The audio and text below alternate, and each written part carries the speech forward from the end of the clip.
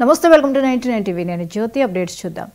తెలంగాణ రాష్ట్ర ఎన్నికల సంఘం కీలక ఆదేశాలు జారీ చేసింది. గ్రామ పంచాయతీ ఎన్నికల్లో పదవుల వేలం, బెదిరింపులు, బలవంతపు విత్డ్రాపై కఠిన చర్యలు తప్పవని హెచ్చరించింది. నిబంధనలు అతిక్రమిస్తే ఎన్నికలు రద్దు చేస్తామని తెలిపింది తెలంగాణ ఈసీ.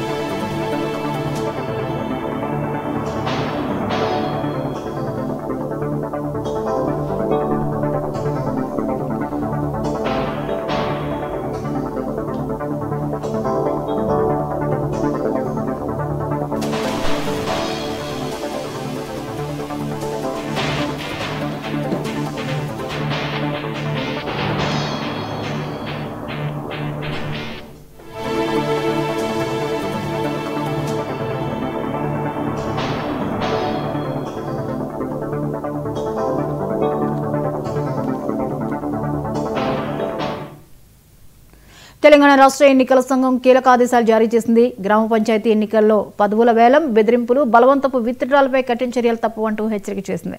ఇక ఈ అంశంపై మరిన్ని అప్డేట్స్ ని స్పెషల్ కరెస్పాండెంట్ రాజ్ కుమార్ అందిస్తారు.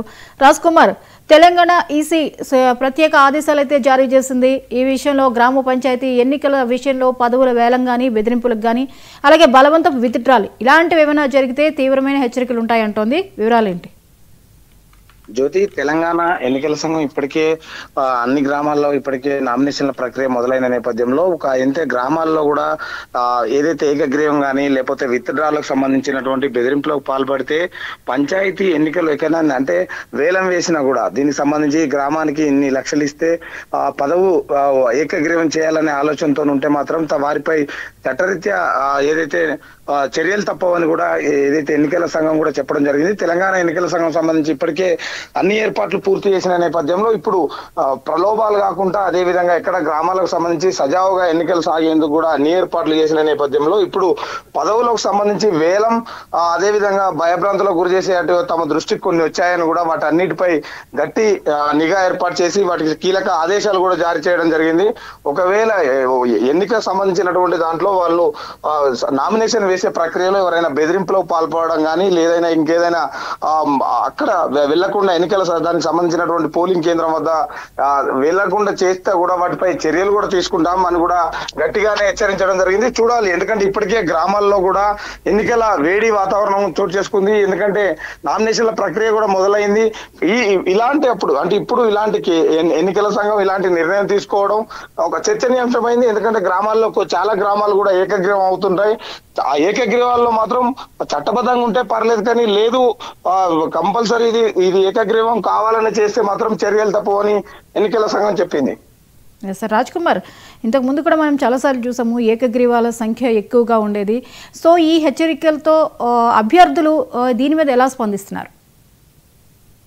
అంటే అభ్యర్థులు ఏంటంటే చాలా గ్రామాలలో ఏకగ్రీవం అయితే డబ్బు ఖర్చు తక్కువ అవుతుంది, దానికి సంబంధించి టెన్షన్ ఉండదు, దానికి సంబంధించి ఇప్పటికే ఇటు గ్రామం అభివృద్ధి కోసం డబ్బులు కూడా కేటాయించవచ్చు అన్న ఉద్దేశంతో గ్రామంలో ఉన్న కొంతమంది పెద్దలు కూడా, అంటే చాలా గ్రామాల్లో కూడా ఇలాంటి పరిస్థితి ఉంటుంది కాబట్టి గ్రామానికి ఏదో నిధులు వస్తాయి, అదే దాంతో పాటు ఏకగ్రీవం అయితే నిధులు కూడా ఎక్కువగా వస్తాయి, నిలబడ్డ వ్యక్తి కూడా డబ్బులు ఇస్తారు కాబట్టి చాలా మంది ఏకగ్రీవం ట్రై చేస్తున్నారు. కానీ ఎట్టి పరిస్థితుల్లో అలాంటిది ఒకవేళ చట్టానికి వ్యతిరేకంగా పాల్పడితే మాత్రం ఎన్నికలు కూడా రద్దు చేస్తాం, అంటే ఆ సర్పంచ్ ఎన్నిక కూడా రద్దు చేస్తామని కూడా రాష్ట్ర ఎన్నికల సంఘం కొద్దిసేపటి క్రితం కూడా నిబంధనలు చెప్పడం జరిగింది. దీనికి సంబంధించి గ్రామాల్లో మాత్రం ఇప్పటి వరకు అలాంటి గ్రామం ఎక్కడైనా ఒత్తిళ్లకు లోనై లేదు అంటే ఒక వ్యక్తులను భయభ్రాంతులకు గురి చేస్తే మాత్రం ఆ ఎన్నిక చెల్లదని కూడా తెలంగాణ ఎన్నికల సంఘం చెప్పడం జరిగింది.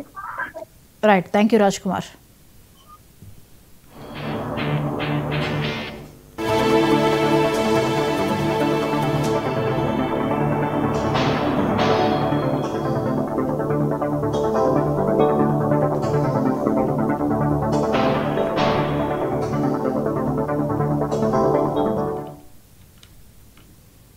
ఆయుధ విరమణపై తేదీని ప్రకటించింది మావోయిస్ట్ పార్టీ. జనవరి 1